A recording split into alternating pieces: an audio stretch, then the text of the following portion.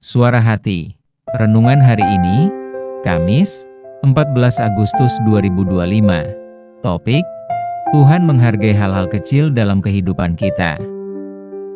Dan jangan lupa saudaraku, untuk membagikan renungan ini kepada orang lain, agar mereka juga mendapatkan kekuatan rohani di dalam Tuhan.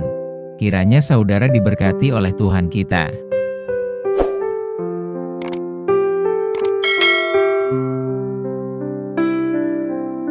Nas renungan kita hari ini, 1 Samuel 16 ayat 13, Samuel mengambil tabung tanduk yang berisi minyak itu dan mengurapi Daud di tengah-tengah saudara-saudaranya.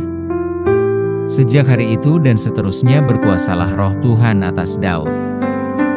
Lalu berangkatlah Samuel menuju Rama.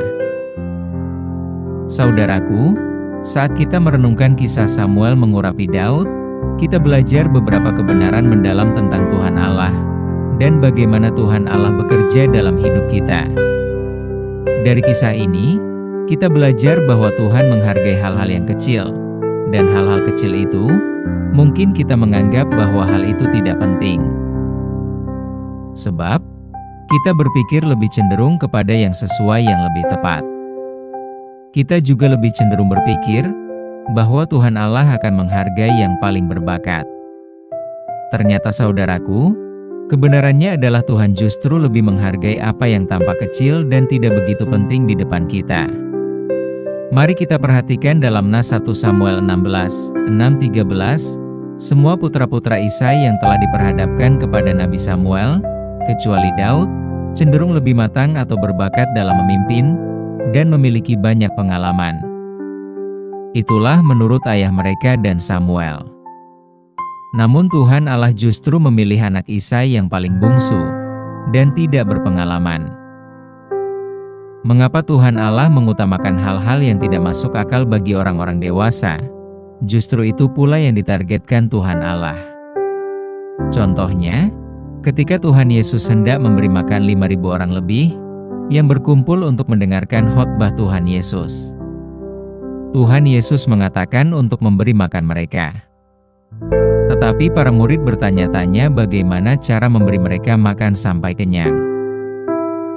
Mari kita perhatikan percakapan Tuhan Yesus kepada muridnya, yaitu, ketika Yesus memandang sekelilingnya dan melihat, bahwa orang banyak berbondong-bondong datang kepadanya, berkatalah ia kepada Filipus, "Di manakah kita akan membeli roti, supaya mereka ini dapat makan?" Hal itu dikatakannya untuk mencobai dia, sebab ia sendiri tahu apa yang hendak dilakukannya.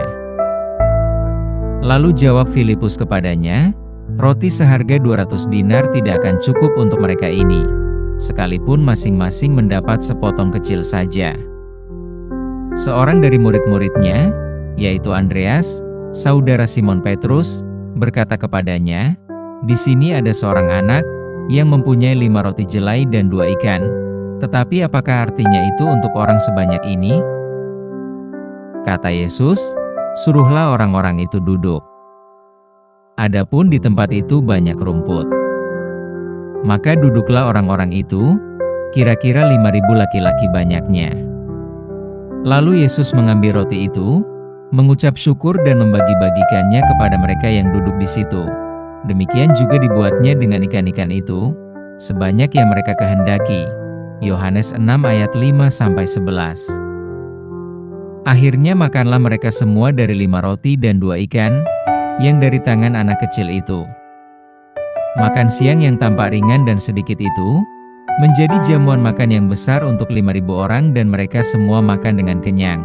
Dan bahkan ada sisa 12 bakul. Tuhan Yesus justru menghargai bekal anak kecil itu, yang tadinya para murid tidak memperhitungkan dapat dijadikan makanan untuk orang banyak. Di tangan Tuhan Yesus, ada mujizat melampaui dari apa yang dapat kita bayangkan. Akhirnya makanlah mereka semua dari 5 roti dan 2 ikan, yang dari tangan anak kecil itu.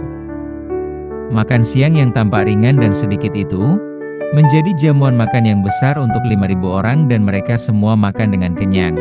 Dan bahkan ada sisa 12 bakul. Tuhan Yesus justru menghargai bekal anak kecil itu, yang tadinya para murid tidak memperhitungkan dapat dijadikan makanan untuk orang banyak.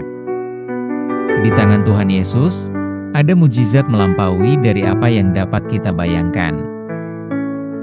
Semoga renungan ini memberi arti bagi kita, sebagai orang yang sudah Tuhan layakkan menjadi orang kepercayaan Tuhan, menjadi pelayannya. Jadi, jangan kacaukan rencana Tuhan Allah di dalam diri MU, dengan bisikan-bisikan yang tidak berarti dari orang lain. Amin. Saudaraku, topik doa kita hari ini adalah para hamba Tuhan di pelosok agar mendapat pemeliharaan dengan baik. Salam sejahtera saudaraku, Tuhan Yesus memberkati kita.